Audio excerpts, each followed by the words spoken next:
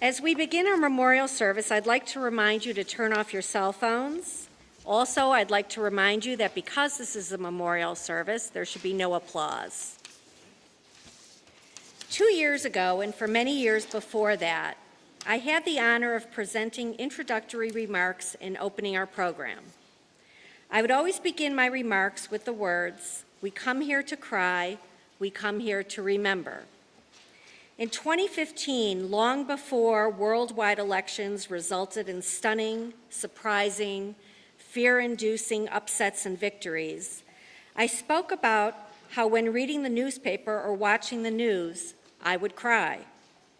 I would cry because of all the evil in this world, evil that is reminiscent of the 1930s and 40s, when deranged forces plotted to wipe out declared enemies, when history and antiquities went up in flames, when humanity was lost and horror was witnessed as others, feeling that they were untouchable, looked on and looked away. And now, in 2017, the world is in even more chaos. Governments are creating division along lines we saw drawn before the Holocaust. Heads are turned away as anti-Semitism affects all parts of our country and is quickly spreading throughout our children's and grandchildren's college campuses. I ask myself, what should I do now? Crying is not enough. Remembering is not enough. Non-stop vigilance is required. Non-stop proactivity, reactivity, protest, and education are required. Those of you who survived, along with those of us who witnessed your loss, your resilience, and your courage, we together must never stop being central drivers of the effort to create a better world. Through modeling respect and empathy for others, and with actions to stop unbridled hatred and propaganda from brainwashing our neighbors. This past year, I've had the honor of serving as a docent at the Skokie Holocaust Museum. I have found that students, sometimes with extremely limited exposure to the history of the Holocaust, gain an understanding of how a series of choices by people and governments led to the murder of millions of members of our families. But what impacts the students most is when they hear live testimony from a survivor. Testimony to the normalcy of life before evil flourished, and then testimony to the loss and suffering that was endured. And then testimony to the rebuilding of lives. And from so many survivors, testimony as to how important it is for young people of all colors and all faiths to stop hatred.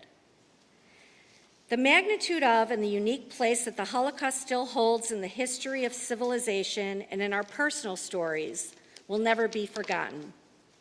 The Holocaust must never become a line in a textbook under the heading of genocides. It must remain the most difficult chapter in man's history, because if it is to be supplanted by an even worse evil, none of us will be here to testify. But for the next hour or so, let us together cry and remember. Let us together resolve to carry on the lessons we each learned about how and what hatred can destroy and how hatred must be destroyed. Let us together testify before today's leaders and young people that the future must be proactively shaped for good, and that the suffering of the Holocaust must never be repeated. I'd like to thank the Jewish war veterans and the Boy Scout troops that are here for their presentation of colors. Now please stand as we sing the national anthem and Hatikva.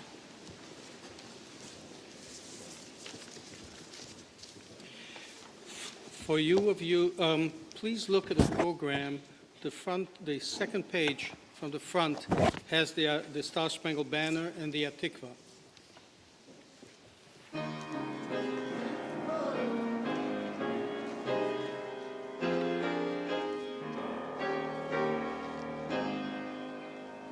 Oh, Oh, say, can you see by the dawn's early light what so proudly we hail at the twilight's last gleam, whose bust lamps and bright stars through the perilous fight o'er the ramparts we watch, were so gallantly streaming in the rocket's red glare, the bombs bursting in air gave proof through the night that our flag was still there. Oh, say does the star-spangled yet wave o'er the land of the free and the home of the brave.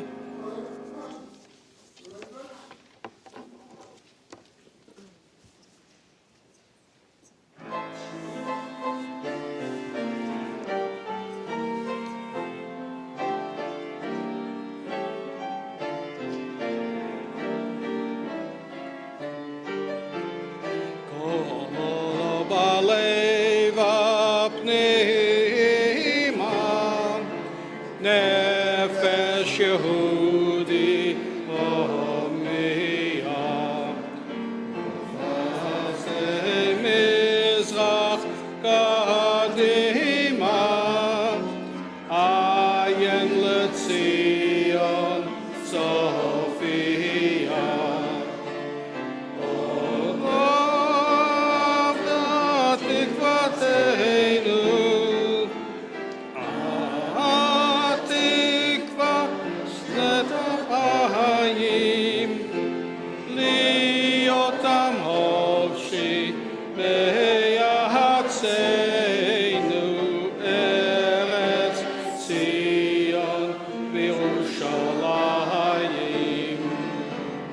Leotam Hovshi Be'atseinu Eretz Zion Yerushalayim. Please sit down.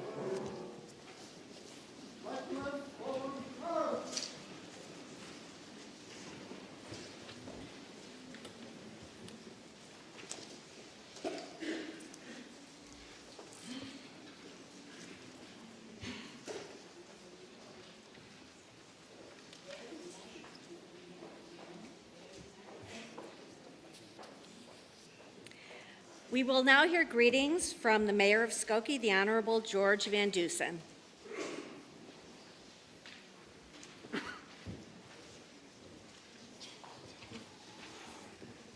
Good afternoon, and thank you. This afternoon, we'd like to thank the organizers of today's memorial, as well as our host, Skokie Valley Agudath Israel Synagogue. Each year, they have hosted this, and we're grateful to them. Also, on behalf of the village, I want to greet and thank the governor and Mrs. Ronner for being with us again today. I think this is the third year they have joined us. We're grateful for their presence. The village is proud to be the host of today's memorial, as we have done in the past. It's a day of reverence, and it's a day of remembrance. 72 years ago this month, in 1945, the Allied forces ended the nightmare and liberated the murderous concentration camps. Since that date, our resolve has been never again. We gather today to renew that dedication in a world that is very uncertain and troubling. Today's memorial is not just for ourselves. It also is to, once again, let those beyond our presence remember what went on during the Second World War. We gather today, as we have in the past, to let the world know where we as a people stand. We give thanks as well to living in a state and a country which protects the right of free speech, and for Israel's continuing inspiration as a beacon of liberty and freedom, and as a magnet for the oppressed. Thank you very much for your presence once again today. And as we go on today and we hear from others, let us renew that spirit which has captured our imaginations and our remembrance so many times in the past. Thank you so much for being here. And again, thanks to the organizers for bringing us together. Thank you. Thank you, Mayor.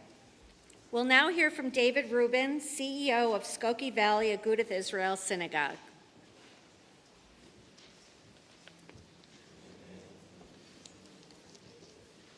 Thank you, Renee. Governor Mrs. Rauner, Mayor Van Duzen, Consul General Ezra, Dr. Nassiter, Chairman Levine, President Lifshitz, leaders of Sheerit, Haplaitah, and most particularly to the Nitzilei HaShoah, the survivors of the Shoah and your families. We again welcome you, our good and dear friends, to our synagogue, where you have honored us with your presence for nearly 3 decades on this solemn and important day of remembrance of the 6 million Kedoshim, men, women, and children murdered at the hands of the Nazis and their accomplices.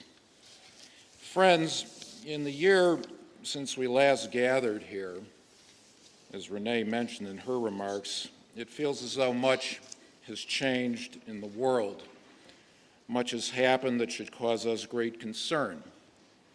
In our own country, we have seen the emergence from the shadows of political forces and voices that have sown seeds of distrust, resentment, and hatred under a banner of populist nationalism. It should trouble us terribly that some of these voices have found a place in the highest reaches of our government. Across Europe, similar voices are now being heard. Indeed, today in France, a candidate whose party would have been seen as irredeemably beyond the pale of decency for its message of xenophobia and anti-Semitism is now a front-runner for the presidency of that country.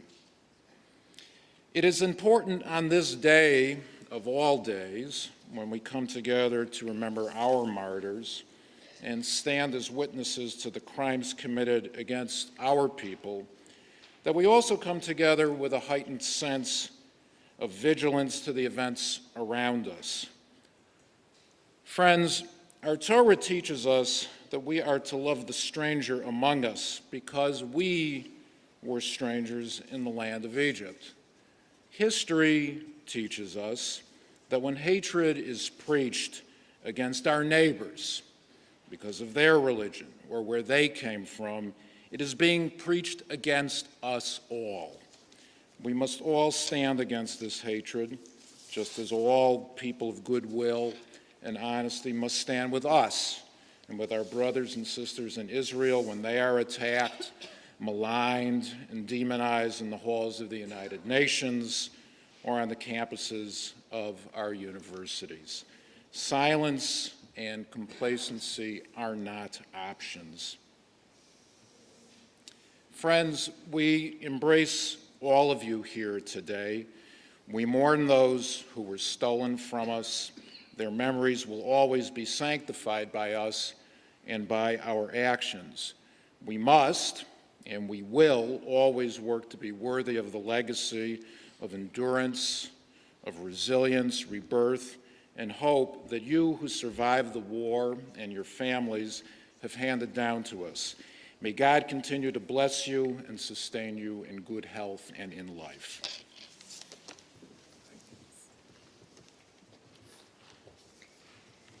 Thank you, David. We're going to be opening the Ark now for the candle lighting ceremony, the lighting of memorial candles that is conducted by Sherry Warsaw, accompanied by Judy Levitan. Please rise as the Ark is opened.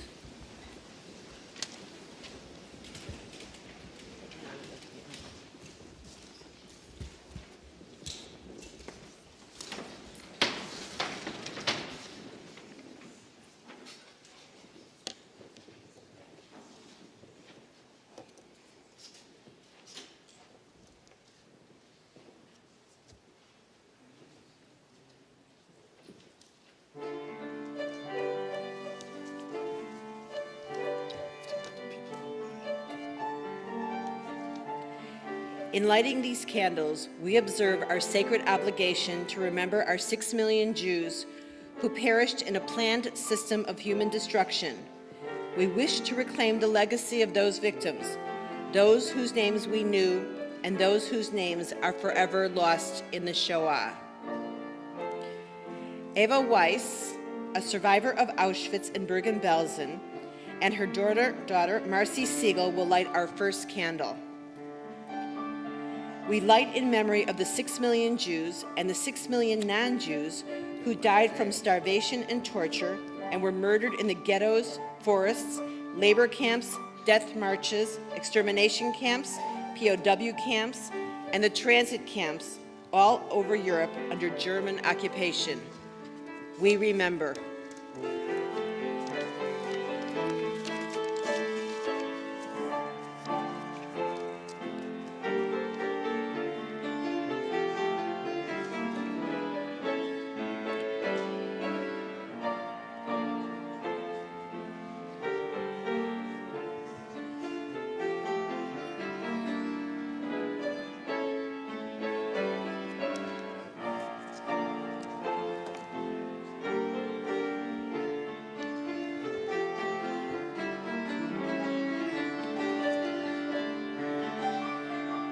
Joyce Polikoff, whose parents were survivors of the Kielce ghetto and concentration camps Sachsenhausen and Ravensbrück, will light our second candle.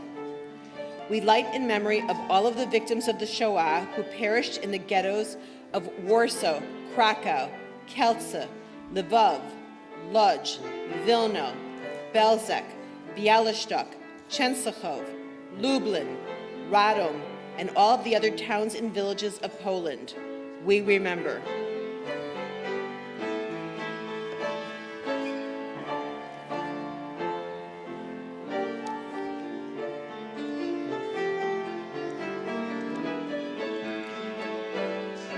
Sam Goldfarb, whose parents were survivors of the Lodz ghetto and concentration camps Dachau and Bergen-Belsen, along with his wife Gail, daughter Rachel, and son-in-law Aaron, will light our third candle.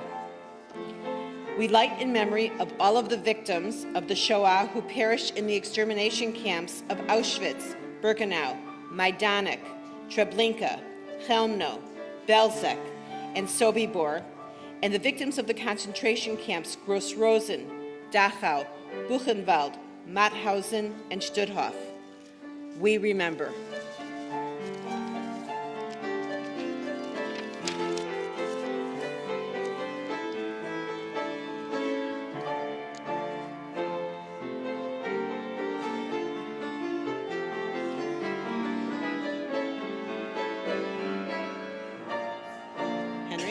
Henry, they've got it. They've got it.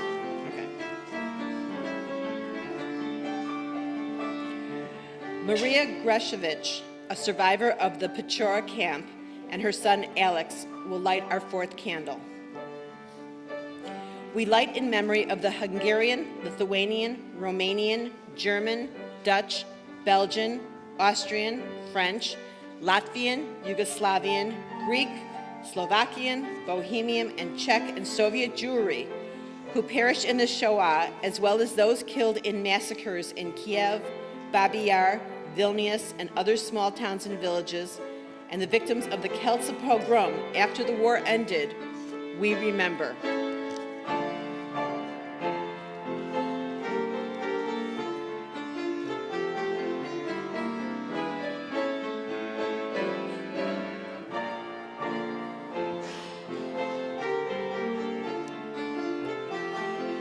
David Dragon, a survivor of Auschwitz, along with Donnie and Malka Dragon, children of survivors of Birkenau, and his wife Debbie will be lighting our 5th candle.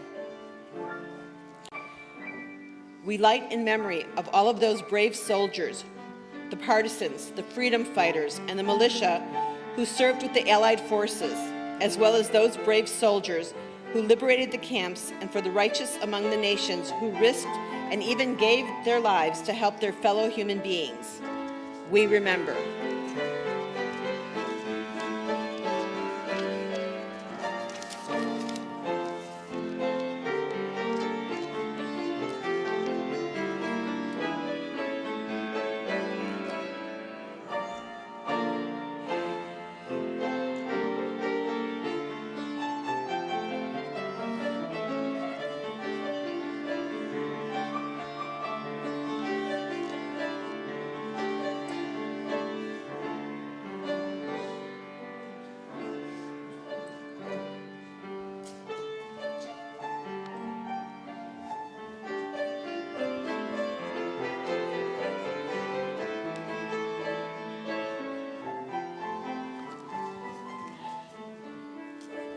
Our 6th and final candle will be lit by 3 generations. Hanna Stolyar, a survivor of the Mogilev-Podolsk ghetto, with her grandchildren, Larissa and Eldar, and her great-grandchildren, Eve and Ben. In memory of those lives,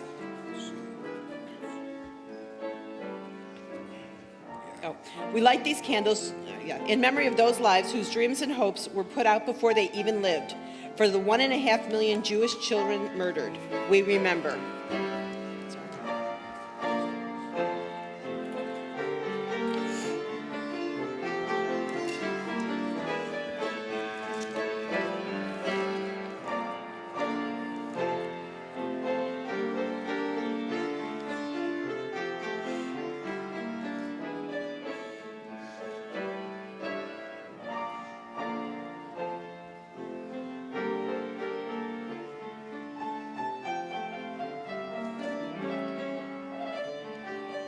We light these candles to ensure the never-ending memories of the victims who died, whether Jew or Gentile. We light in memory of the lost generation and what they would have brought to the world in every walk of life. May we recall not only the terror of their deaths, but also the splendor of their lives. We also like to honor those who survived the darkest hours of our history. The children who lit candles today represent our future. It is not enough that we remember. We must teach our children and our children's children never to forget.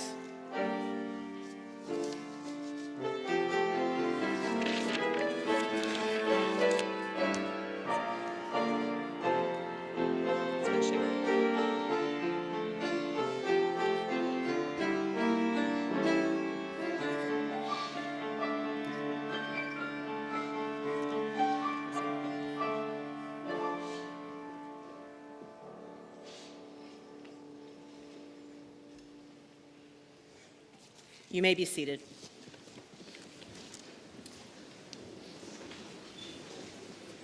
Thank you, Michael Heimlich, for that beautiful and touching piano accompaniment. We are now going to hear from Charles Lipschitz, President of Sheerit Haplaitah. Thank you, Renee.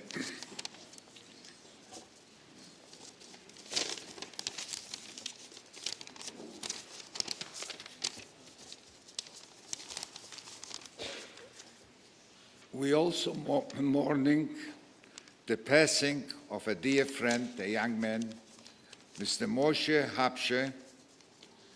He was very, very involved with the Sheerit Haplaitah, and he contributed a lot. We're going to miss him very much. May his memory be for a blessing. Honored Governor Bruce Raune, First Lady Diane Raune, honored Israeli Consul General, guests on the dais, friends, children, and grandchildren. 75 years ago, January 1942, 14 of the highest German Nazi officials met in a Berlin suburb to plan for the implementation of the final solution. The killing and the uprooting of whole Jewish families, communities, villages continued.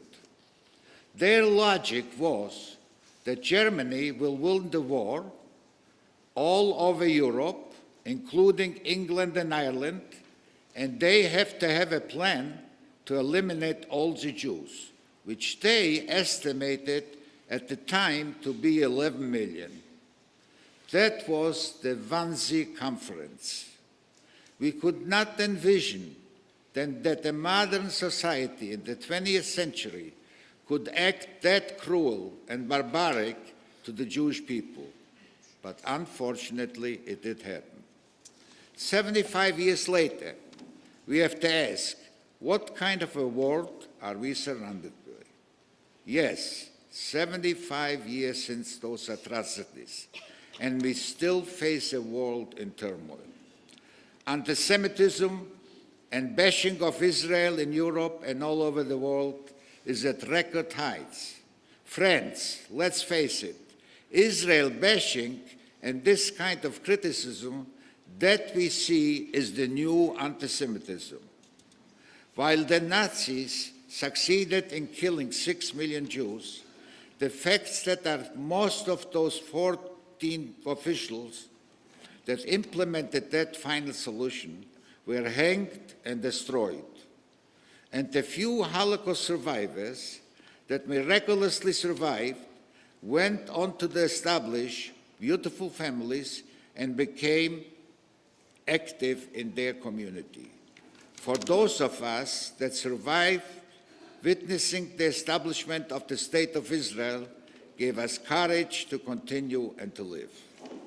We have to be proud of our record.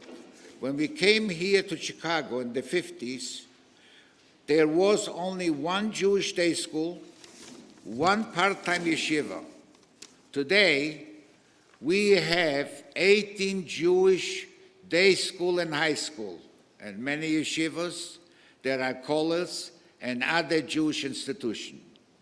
These milestones were achieved with the help and teaching of Holocaust survivors. This is our legacy and should be part of our history. Am Yisrael Chai forever and ever.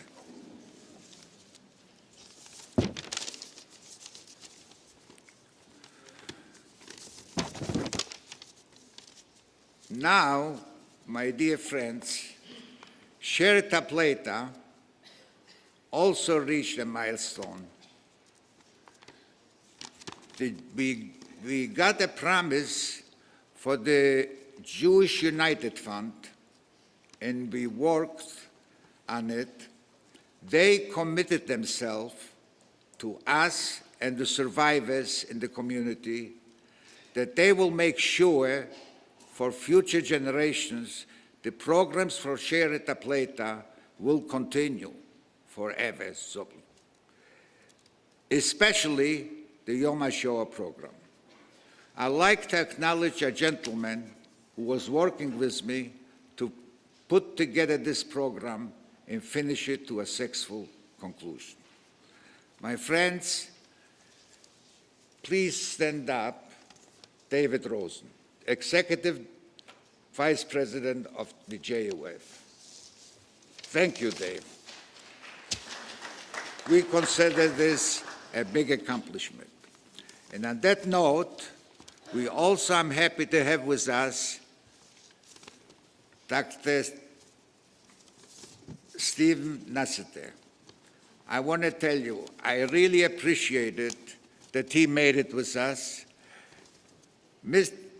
Dr. Nasseter was always, all the years, very involved and considerate and helpful to the Sheerit Haplaitah.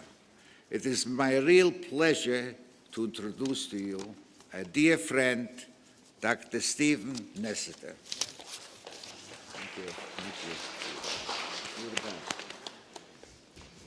Charlie, thank you for the lovely introduction, and moreover, really on behalf of everyone here and thousands others in the community, it is appropriate to thank you for your inspired leadership for over all these decades. Your involvement and your strength truly is an inspiration for all of us, and we thank you very, very much.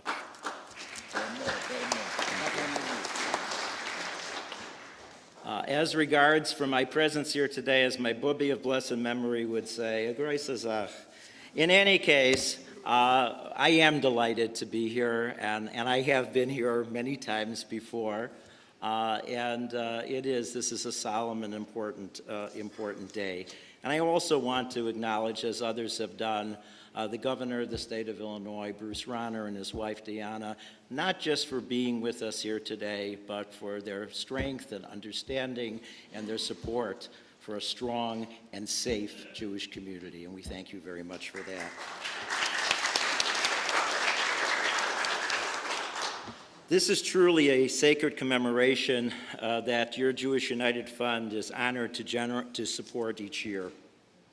Sheerit Haplaitah performs a profound service for our community in honoring the memory of the 6 million Jews murdered by the Nazis and their local collaborators in Europe.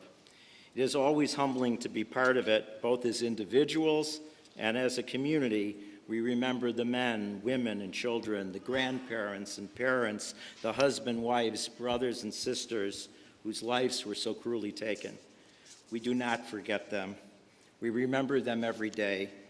Though not all their names are known, though not all are remembered personally, we remember them all as members of our family, our people.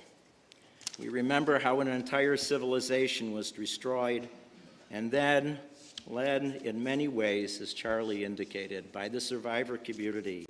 Our people rose to help further build a thriving Jewish community in this great and free country and help establish the state of Israel, a miraculous, thriving democracy in the homeland of our people.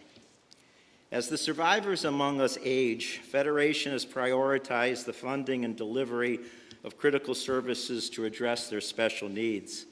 Our recent Defiant Requiem benefit concert put a spotlight on services for Holocaust survivors. There are still 6,000 Holocaust survivors in Chicago. The evening raised over $4.6 million to continue providing housing, food, and medical services for those in need. The money raised will be added to the annual $4.1 million allocation that Federation already provides for these services. Today, we look to the future. We continue to engage the next generation to recognize the importance of maintaining a strong Jewish community. And we are reminded of the preciousness of the freedom to proclaim our pride in our Jewish identity. As others have said, we are gathering at a time in America when we are witnessing an alarming rise in hate towards Jews. It is not something we imagine happening in the 21st century. In recent months, we have seen swastikas on cars and on synagogues, cemeteries vandalized, synagogue windows broken, and Jewish college students assaulted as a result of their support for Israel. And as alarming as we find these events, and certainly this is a day where we think of what took place in the 30s and 40s, the connections are not exactly the same, for sure, on many different levels. But there is at least one lesson we need to emphasize to our children today, tomorrow, and the next day. They must understand that the 6 million Jews who were murdered during the Shoah exhibited courage and inspiring resilience, but because they were powerless, they were victims. Today, Jews are no longer victims. Bad things can still happen, but we are no longer powerless. The era of Jewish victimization ended in 1948 with the return of Jewish sovereignty to the land of Israel. And now, in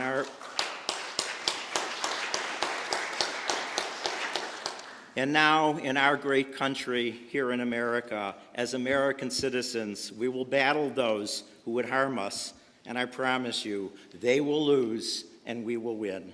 the message of power and Jewish unity leading us to the triumph of good over evil must be the enduring takeaway of today's most important commemoration. Thank you.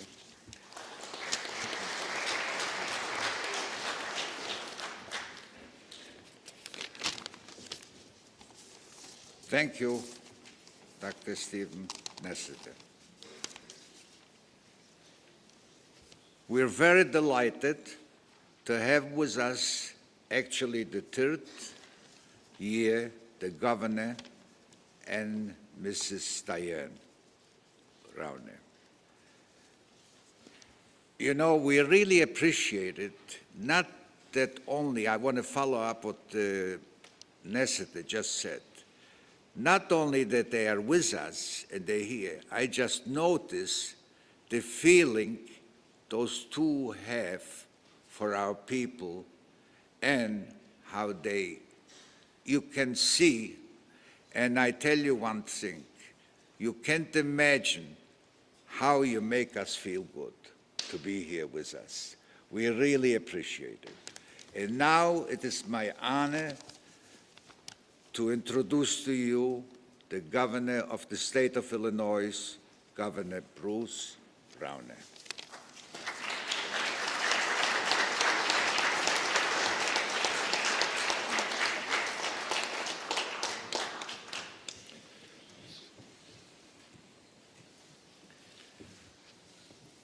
It is a deep honor for Diana and I to join with you, to be in the presence of survivors, to stand with you, to stand with all of you and the entire Jewish community in Illinois and around the world, to rededicate ourselves, to recommit ourselves. Never again. Never shall we forget. Never will we fail to pass on the lessons of the Holocaust. I pledge to you, Diane and I, every day will do everything in our power to honor you, to honor our Jewish community, and to honor America and the nation of Israel for standing for freedom and justice and what is right, what is good. As Simon Wiesenthal said, bad things happen when good people do nothing. We are in a rising tide of hatred in America and around the world. We must not only speak out against it, we must act against it together. I'm deeply proud that the state of Illinois was the first state in America to pass comprehensive anti-BDS legislation against those corporations around the world that were seeking to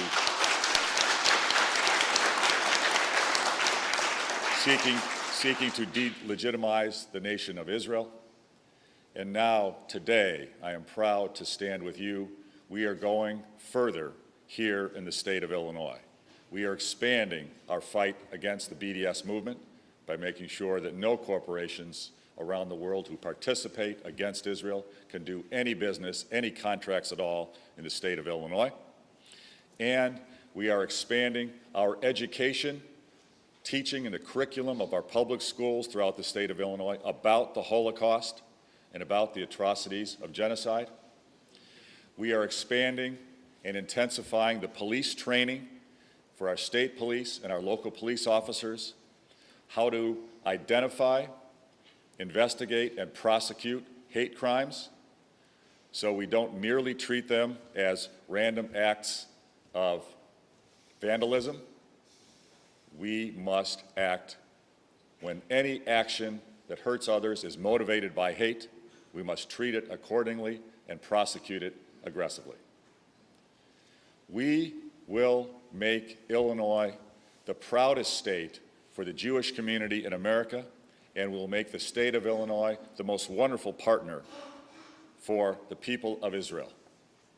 I look forward, as governor, in one of the first nations I travel to, as I begin to travel, hopefully this fall, I will go to the nation of Israel.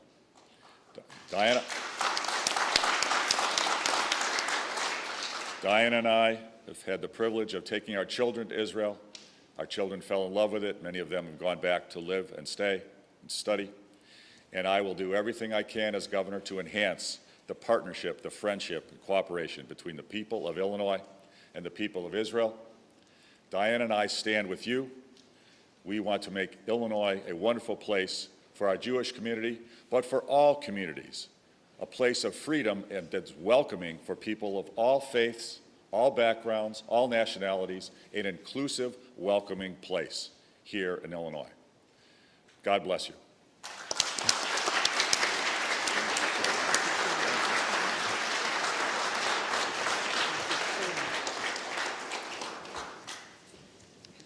Thank you, Governor and Mrs. Rauner. Thank you, Dr. Dastir, and thank you, Charlie. We'd now like to welcome the Israel Consul General to the Midwest, the Honorable Aviv Ezra.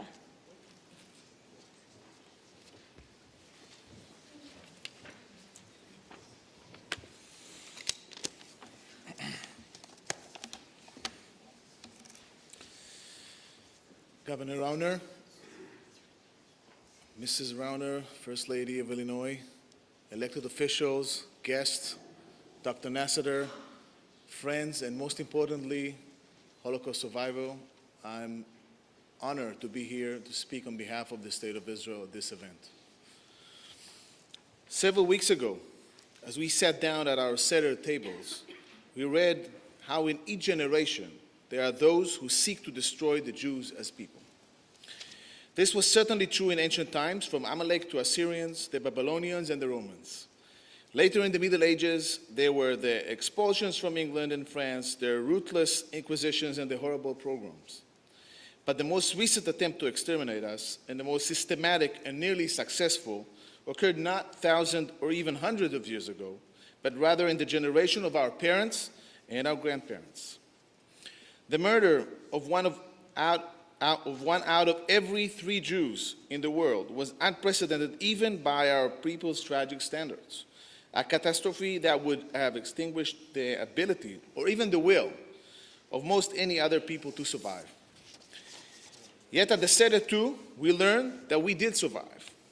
Moreover, we drew ourselves up from the oppressions of slavery and emerged a free people.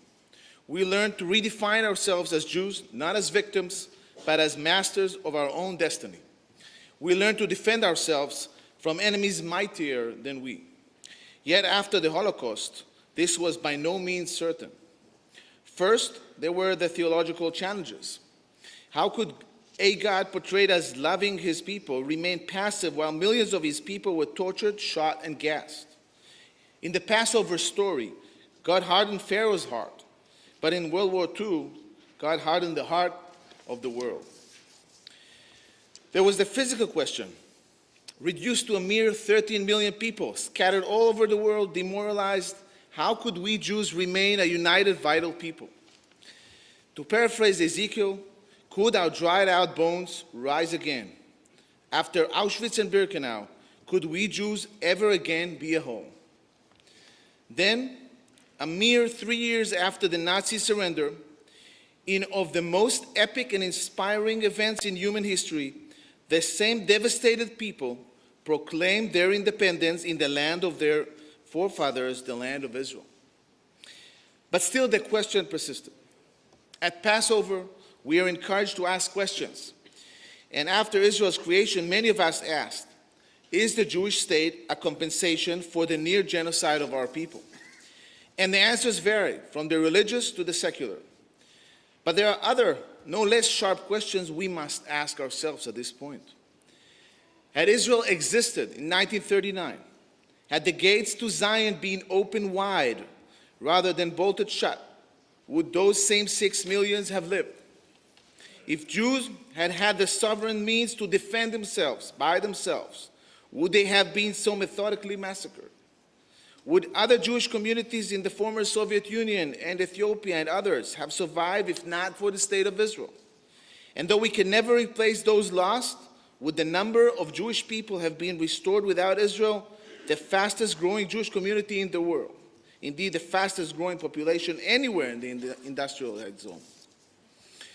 Would Jewish learning have thrived without vibrant academics of Israel, and would the Hebrew language be spoken today by more people than at any time in history without the State of Israel?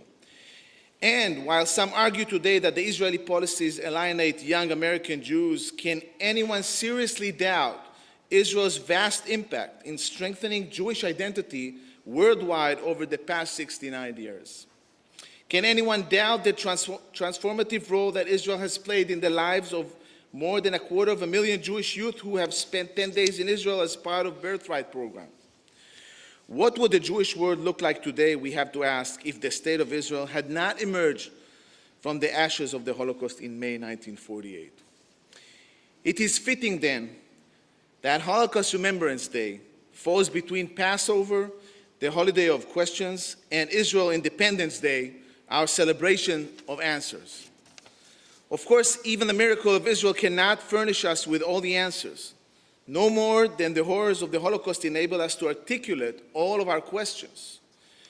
We know, for example, that Israel continues to face existential threats, that the covenant of Hamas calls not only for Israel's destruction, but the murder of all Jews everywhere, that the Nazis killed 6 million of us in 6 years. Iranian leaders vowed to kill a similar number of us in Israel in as many minutes. In every generation, there arises those who seek to destroy us, and this generation is no exception, unfortunately. The difference is, however, that today, as opposed to 1939 and as opposed to 1492, that we have a strong and resilient State of Israel. We have a flourishing democracy, a cutting-edge economy, an unbreakable alliance with the world's greatest power, the United States of America. Holocaust Remembrance Day commands us to remember our unspeakable losses, but on this day we must not forget our innumerable strength. Though threatened, we will not be victims. Though we grieve, we will also be galvanized by hope. Today, ladies and gentlemen, more than ever, we are more than merely surviving. Today, we thrive. Thank you very much.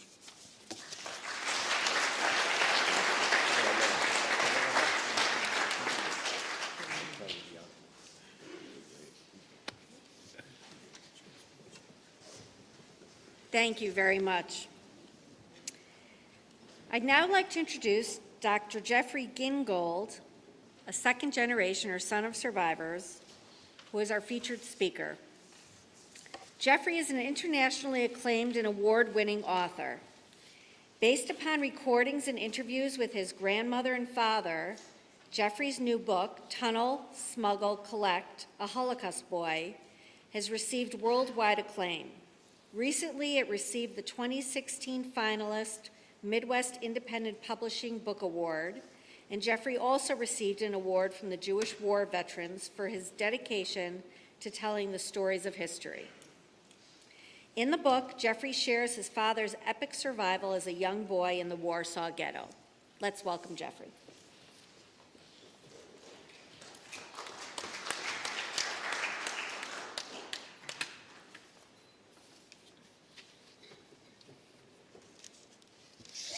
Thank you, and thank you for the invitation to share. I would like to share a concern that I have. It's a deep concern, and one that I think is shared by many, especially those who are sitting here. I am concerned about the term Holocaust being turned into a disaster cliche, weakening its true meaning and fueling deniers. The Holocaust is one of the most, as you know, one of the most documented periods in history and should never be watered down. But maintaining the truth takes a resilient effort, never ending, as we've learned. My family's resilience was born from their survival and escape from the Warsaw Ghetto. My grandparents, Leah and David, decided to take their young family, including my father, who was just about 7 years old at the time, and flee in the midst of a collapsing city. But there was a problem. The day, September 20th, 1939, the day that the Germans started to bomb Warsaw, my grandmother found herself in the Jewish hospital giving birth to their second son. While the hospital was being bombed, she had other priorities. Their decision to leave within a day was no small task. Swaddling up a one-day-old baby, swaddling up my grandmother probably, and her husband and my father. They fled with the city's population in the midst of bombing, but it wasn't that simple. The Germans weren't simply going to allow the Jews just to leave. I'd like to read from you one small section from the book that was referenced. This is a new publication about 1.5 years ago. Tunnel, Smuggle, Collect, a Holocaust Boy. And this is as they're fleeing in the middle of bombing to get out of Warsaw. Suddenly, David stopped and stood tall in his tracks. Something had caught his ear, and he spun around. Fixing his gaze on the distant smoke-filled sky, he saw the city of Warsaw lying in ruins like a collapsed mountain range. But he looked beyond the unimaginable demolition that they left behind. The columns of fleeing Warsaw residents behind them extended out of sight.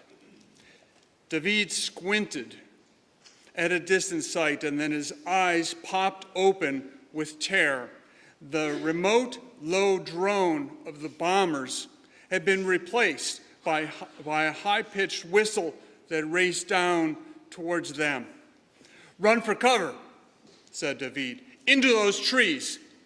The new planes were smaller than the bombers and seemed faster and closer to the ground. The cutting echo of guttural screaming spun down the road toward them. David could see the first two planes come in low toward the long procession and begin firing directly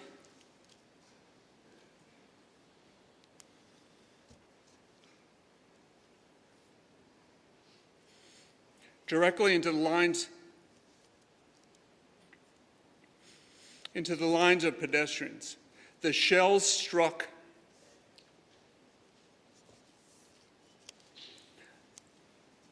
like sprayed lightning strikes, hitting in a rapid-fire row with a popping sound, moving forward with the direction of the plane. The bullets came too fast for anyone to leap out of the way at the last second. Frozen in place and struggling to inhale, Sam witnessed the shredding of souls who hadn't made it in time. Those who could run quickly had scattered away from the road and into the fields. Dozens of elderly and infirm individuals were struck from behind and fell in place with their belongings still in hand. The speed of the incoming shells was as instant as light cuts through the air and caught many off guard. They died, their bodies bleeding on the road, while others lay wounded and calling for help. Since there was no medical care for the injured, David wondered if the lucky ones were those who had been killed instantly rather than left to writhe in pain and eventually die in front of their relatives. Like many others losing everything in the strafing, they didn't know why it was happening, when it would end, and if they would survive. Their vigilance, their watchfulness, and faith got them through all the years. Similarly, I suggest that one of the best ways to face disturbing efforts to rewrite the Holocaust is with that same vigilance. We can fight back with testimony from the survivors as well as the perpetrators now. We have that. Maintaining the raw truth where they are vindictive we shall be vigilant. Where they denigrate and deny, we shall document and remember. Where they say it never happened, we will present testimonies, film, photos, and share. But please don't fool yourself believing that it's just enough to personally remember. No. Is it enough to say, members of my family were survivors and attend Yom HaShoah gatherings? Maybe not. Is it enough to visit Yad Vashem and maybe have seen Schindler's List 4 times? It's a start, but I will suggest that without the vigilance to maintain the truth, the relevance of the Holocaust will fade. It'll be gone. By its nature, vigilance is exhausting. Mindful of lost family, we will not leave the memories. We'll not leave the memories behind the wires. Behind the walls and in the death camps. We will not forget the lines separating our families.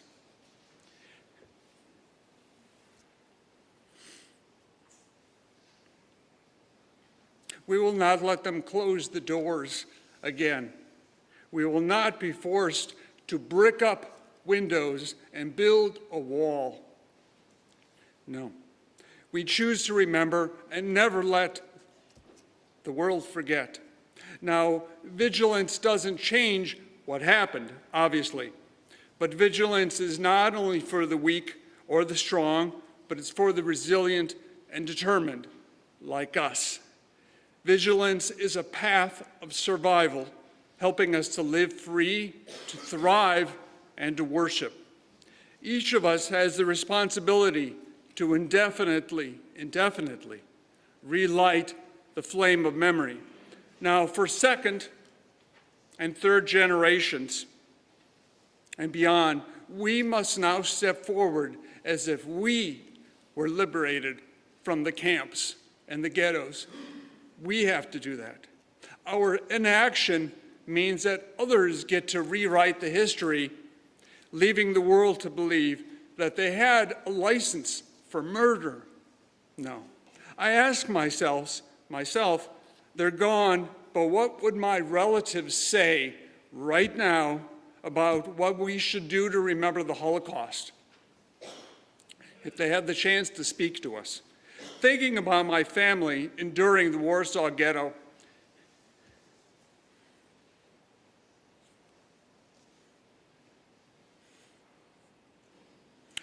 I see my grandfather digging tunnels, defying the Gestapo, and ultimately escaping. What would they say now? Through his open fist and my grandmother's embrace, they would offer something like, I think, remembering is like reading the 4 questions every year at Passover. We all just did that, right?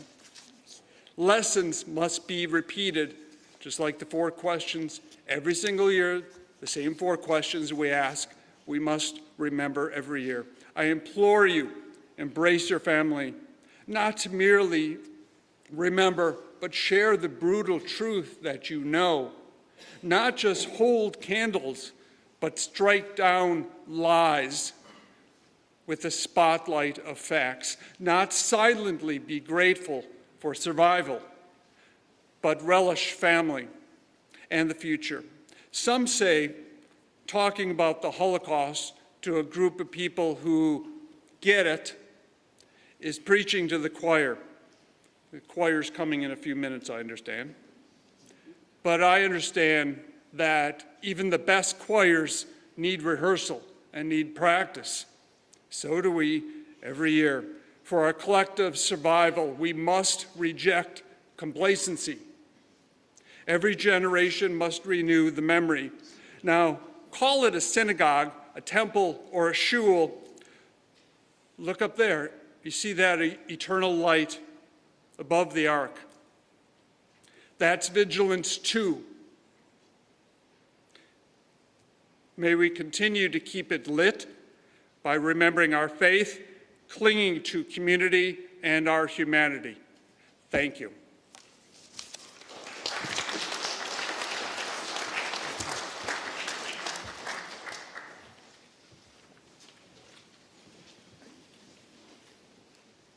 Thank you, Jeffrey.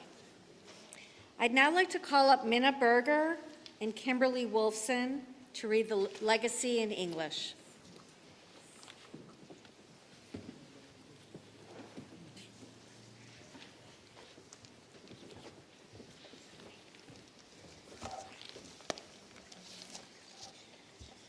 The legacy, we take this oath. We take this oath. We take it in the shadow of flames whose tongues scar the soul of our people. We vow in the name of dead parents and children. We vow with our sadness hidden, our faith renewed. We vow we shall never let the sacred memory of our perished 6 million be scorned or erased. We saw them hungry and in fear. We saw them rush to battle. We saw them in the loneliness of night, true to their faith. At the threshold of death, we saw them. We received their silence in silence and merged their tears with ours. Deportations, executions, mass graves, death camps, mute prayers, cries of revolt, desperation, torn scrolls. Cities and towns, villages and hamlets, the young, the old, the rich, the poor, ghetto fighters and partisans, scholars and messianic dreamers, ravaged faces, fists raised. Like clouds of fire, all have vanished. We take this oath. Vision becomes word to be handed down from father to son, from mother to daughter, from generation to generation. Remember what the German killers and their accomplices did to our people. Remember them with rage and contempt. Remember what an indifferent world did to us and to itself. Remember the victims with pride and with sorrow. Remember also the deeds of the righteous Gentiles. We shall also remember the miracle of the Jewish rebirth in the land of our ancestors in the independent state of Israel. Here, pioneers and fighters returned to our people the dignity and majesty of nationhood. From the ruins of our lives, orphans and widows built homes and old, new fortresses on our redeemed land. To the end of our days, we shall remember all those who realized and raised their dream, our dream, of redemption to the loftiest heights. We take this oath here in Jerusalem, our eternal spiritual sanctuary. Let our legacy endure as a stone of the temple wall, for here prayers and memories burn. They burn and will not be consumed. The acceptance. We accept the obligation of this legacy. Thanks. We are the generations born after the darkness. Through our parents' and grandparents' memories, words, and silence, we are linked to that annihilated Jewish existence whose echoes permeate our consciousness. We dedicate this pledge to you, our parents and grandparents who suffered and survived, to our grandparents who perished in the flames, to our vanished brothers and sisters, more than 1 million Jewish children so brutally murdered, to all 6 million whose unyielding spiritual and physical resistance, even in the camps and ghettos, exemplifies our people's commitment to life. We pledge to remember. We shall teach our children to preserve forever that uprooted Jewish spirit which could not be destroyed. We shall tell the world of the depths to which humanity can sink and the heights which we attained, even in hell itself. We shall fight anti-Semitism and all forms of racial hatred by our dedication to freedom throughout the world. We affirm our commitment to the state of Israel and to the furtherance of Jewish life in our homeland. We pledge ourselves to the oneness of the Jewish people. We are your children and grandchildren. We are here.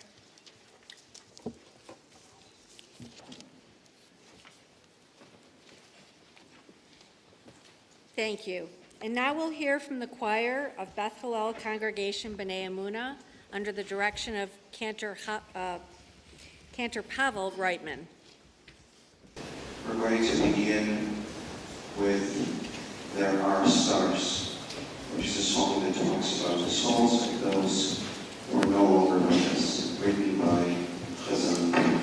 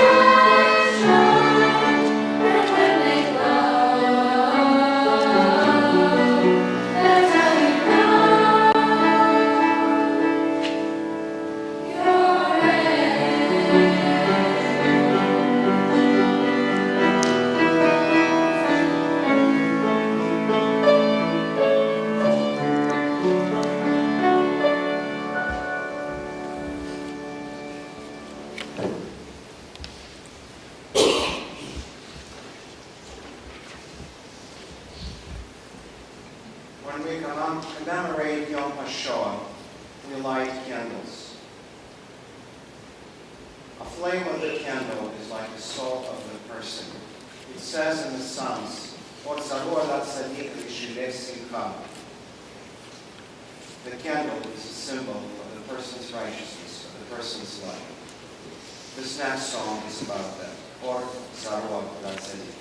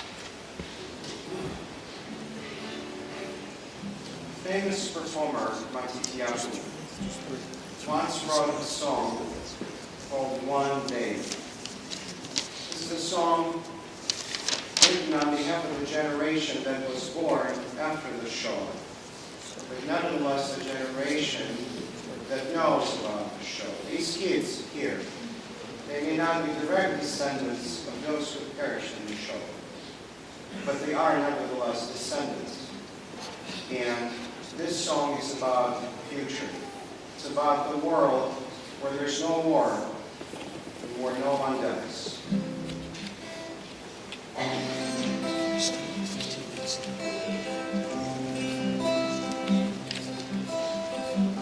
Sometimes I lay under the moon and thank God I'm breathing. Then I pray, don't take me soon, 'cause I'm here for a reason. Sometimes in my tears I drown, but I never let it get me down. So when negativity surrounds, I know someday it'll all turn around, because all my life I've been waiting for, I've been praying for the people to say that we don't want to fight no more. There'll be no more wars, and our children will pay one day, one day, one day, one day, one day, one day. It's not about win or lose, 'cause we all lose when we feed on the souls of the innocent. Blood-drenched pavement, keep on moving, though the water stay raging. In this race, you can lose your way, your way. It might drive you crazy, but don't let it face you. No way, no way. Sometimes in my tears I drown, but I never let it get me down. Negativity surrounds. I know someday it'll all turn around, because all my life I've been waiting for, I've been praying for the people to say that we don't want to fight no more. There'll be no more wars, and our children will play one day, one day, one day, one day, one day, one day.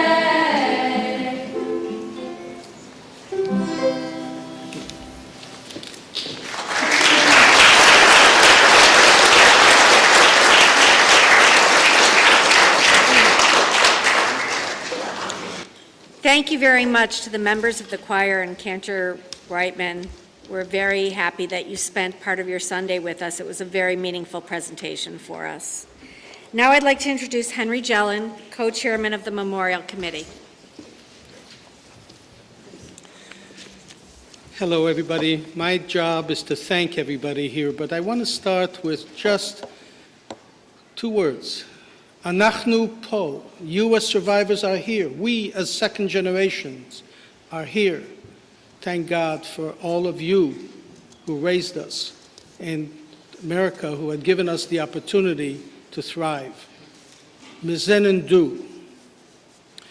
I want to thank the people who helped coordinate this memorial with their tireless work. Charlie Lipschitz, president and our mentor. We could not have done this without him. David Levine, the chairman, who spent many hours, late at night, morning, early morning, to help coordinate this. And the board of directors of Sheerit Haplaitah and the second generation group. We had a number of survivors who had passed away this year, reducing your number. One individual who worked tirelessly was one of our second generation, Moshe Hapsher, who over the last many years, he had helped coordinate this program. He was a child of survivors from Hungary who passed away right before Pesach. May his memory be for a blessing. Thanks to the speakers on the dais, thank you. Their names are in the program that you have. Governor Rauner, Mayor Van Dusen, Mayor of Emmanuel, sent us proclamations which we are putting on the website for you to read.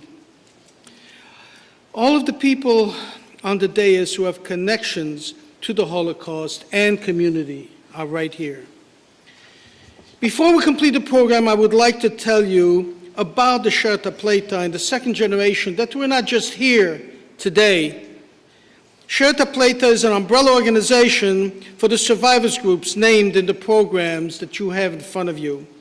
Besides the commemoration, we have monthly meetings, and the other large gathering is to celebrate Yom Yerushalayim. The Association of Descendants of the Shoah Illinois, ADSI, is made up of second and third generations of the Jewish Holocaust survivors. We have meetings in which we discuss and have guest lecturers to speak about past and current Holocaust topics. For example, on May 7th, in 2 weeks, you have the flyer in front of you.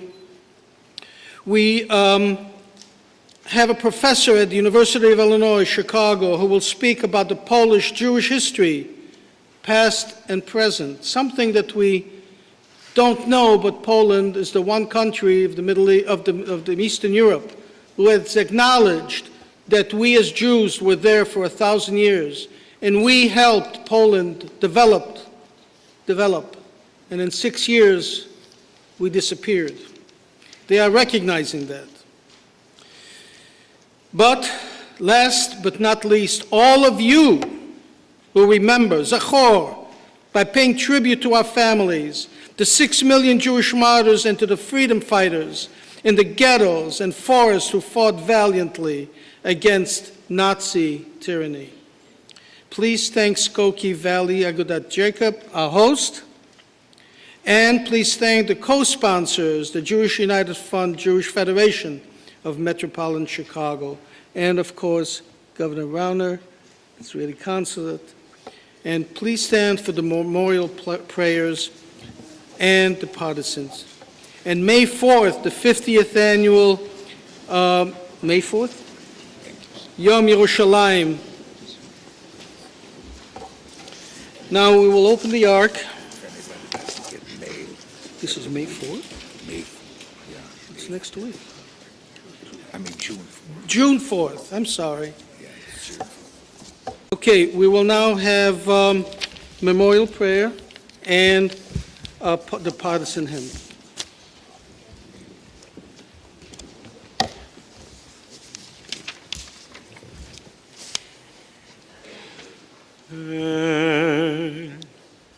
Malei Rachamim Shochein Bamromi Hamtzeh Menucha Nechona Al Kanfei Ashchina B'malot Kirushim Utchorim Kezohar Harakia Mashirim Et Nishmor Agnoshim V'Adhorim Shehumtu V'Shenechergu V'Shenishchatu V'Shenisrefu V'Shenirbe'u V'Shenegneku Al Kiddush Hashem Al Yidei Atzoririm HaGermanim Yimech Shema V'Zichram Bavor Sheveli Nederetin Tzedakah Bad Haskarat Nishmotechem Beganeiden Kemenuchatam Lakin Bar Harachamim Yasirem Eseder Gnafav Leolamim ויצרור בצרור כחיים את נשמותיכם. אדוני הוא נחלתם, וינוחו בשלום על משכבותיכם. ונאמר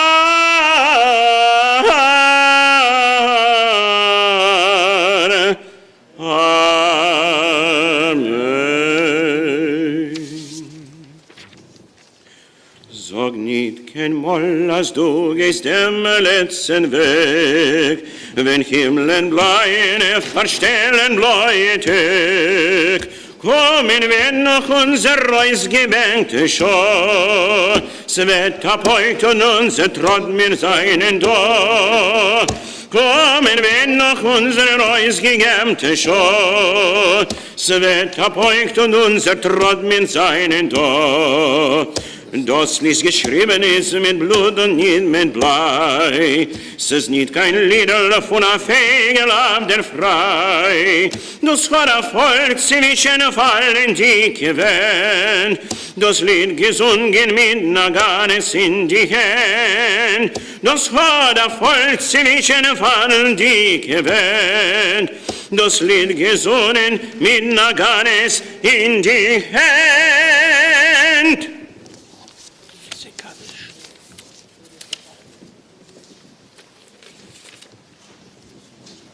Just regular Kaddish? We'll be saying the Monos Kaddish right now. Yitgadal, Yitkadash, Shmei Rabbah, Bialma, Divrach, Hirutzei, Biamlik Malchutzei, Bechayechon, Uvyomechon, Bechayei Dechol Beit Israel, Bagala, Uvizman, Kariv, Yimeru, Amen. Yesh, Shmei Rabbah, Mevorach, Leolam, Ulalmei Almaya, יתברך וישתבח ויתפאר ויתרומם ויתנשא ויתהדר ויתעלה ויתהלל שמי לקודשה בריחו לעילה מן כל ברכתה ושירתה תושבחתה ונחמתה דאמירן בעלמה ויאמרו אמן יהי שלמה רבה מן שמיה וחיים עלינו ועל כל ישראל ויאמרו אמן.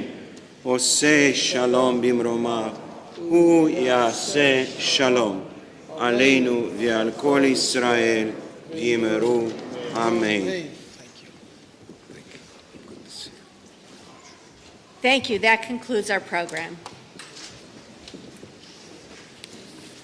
Thanks. Another good job. Thank you. We should be together.